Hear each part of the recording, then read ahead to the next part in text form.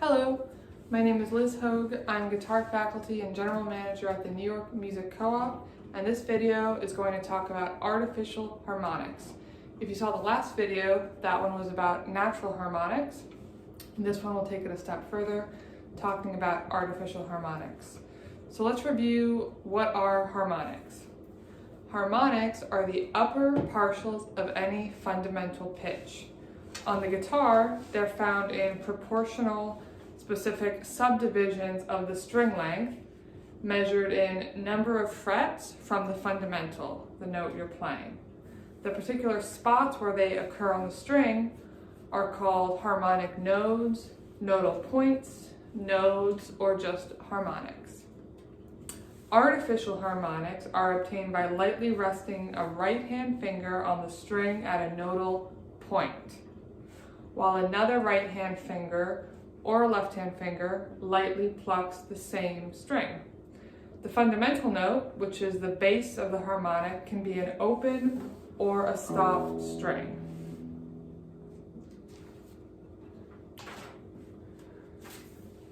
So let's review a few artificial harmonics that can be used with just the right hand with two different fingers. The first one is on the 12th fret. In this video, I'm just going to do them on the low E string, but you can do all of these on any of the strings at the same part on the string. So the first one is the 12th fret of the low E, the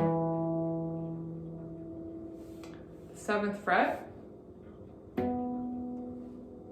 the 5th, the 4th, minus 9th, minus sign meaning just a little bit lower than the 9th fret,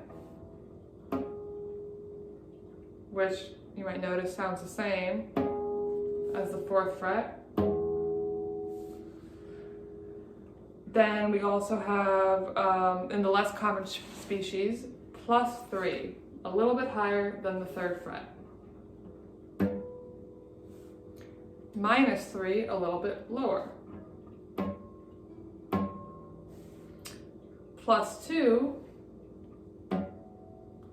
minus 2, minus 10, this is the rare species, so they might not come out quite as clearly or loudly. 12, 11, 10, let's see. Minus 8,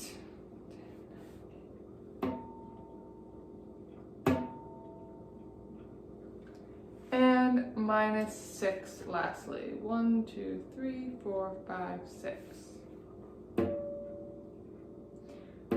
So all of those were obtained by just using one hand, and I'm plucking with my thumb, but I can pluck anywhere on the string as long as my index finger, or middle, it doesn't really matter, but I like to use my index. As long as my index is on the right part of the fret, for example, the 7th fret, my thumb can pluck the string just wherever it's comfortable. Right next to it, over here, down here, really anywhere to the right of the string. Next, we're going to talk about artificial harmonics that require both fingers, or hands if you're using two hands, to be in specific parts of the string. So that's the only way you can play all the notes in harmonics, because not all the notes occur naturally on the string. So let's start with back to the 12th fret. This one sounds like E. Now for the next note, chromatically, which is F, that one's going to be obtained by putting my left hand index finger on the 1st fret, and then the right hand is going to be 12 frets higher, so the 13th fret. That's how I get this F. And we have to use two hands because one hand cannot stretch 13 frets. F sharp is therefore on the 14th. G, G sharp, A,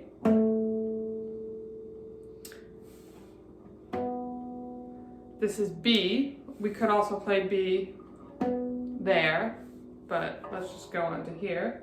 Then to play C,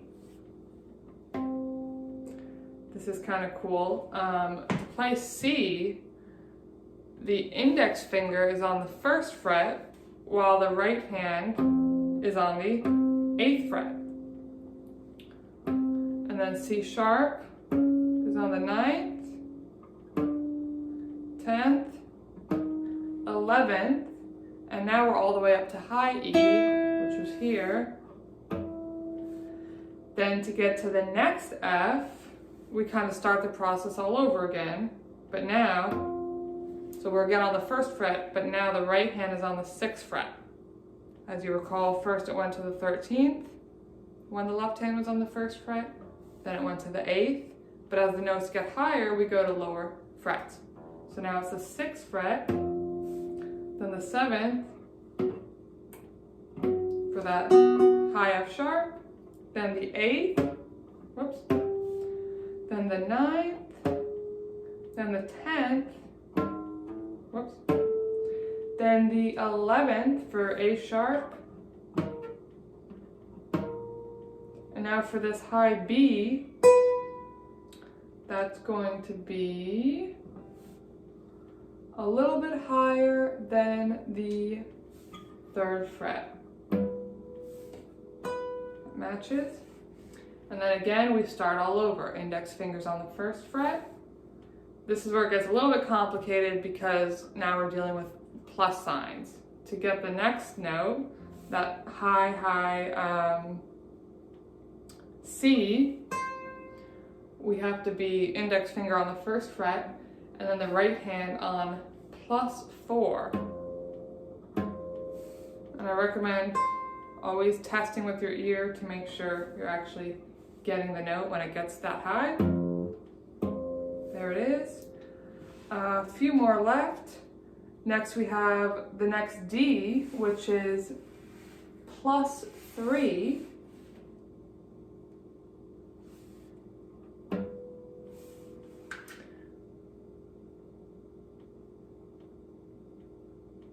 And then -4 for the D sharp. And then +2 for the high E.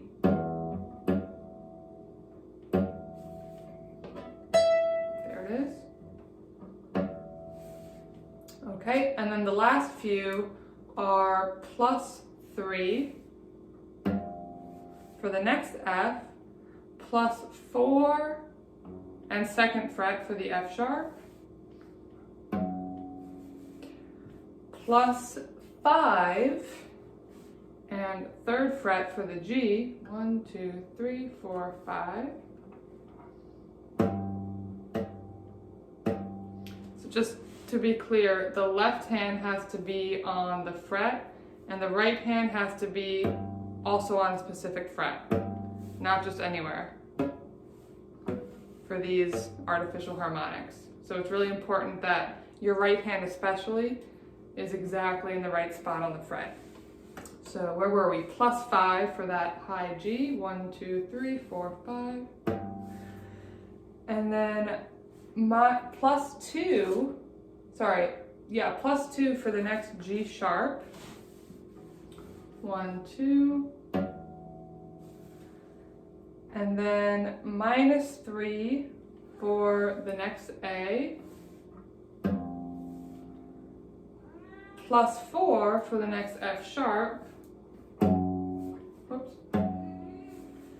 And then +5 for the next B. 1, 2, 3, 4, 5. And finally, +6 for the next C. So the number refers to where the right hand goes. The left hand is on the 4th fret for this one. 1, 2, 3, 4, 5, 6.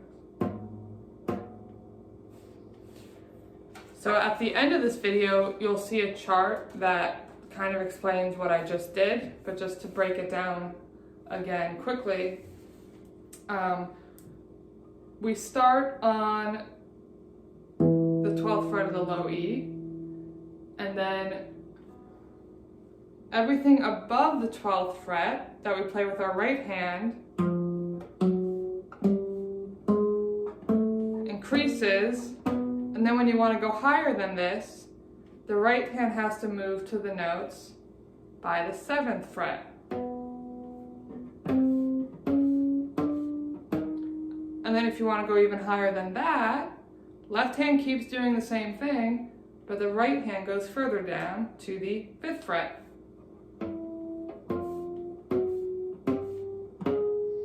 After that, it starts to get a little bit unclear, but you can keep going as I just went through to the +3s, the +4s, the +2s, but those are kind of unclear. They weren't even all coming out, so you don't see those too often, but they do exist, and it's cool to understand the physics behind it. So that's about it for artificial harmonics. They're useful because you can play any note with them, so they're often used in music to, recreate a melody in harmonics that might have pitches that are not found in the natural, nodal points on the string. So they're great to learn, great to practice. I recommend starting with the most common species first, just to get the technique down, and use the chart at the end of the video to try to go through all of them when you're ready. And that's it on artificial harmonics. The last video will be a shorter one on violin type harmonics, which are fairly unusual but do exist from time to time. So stay tuned for that one, and have a great day.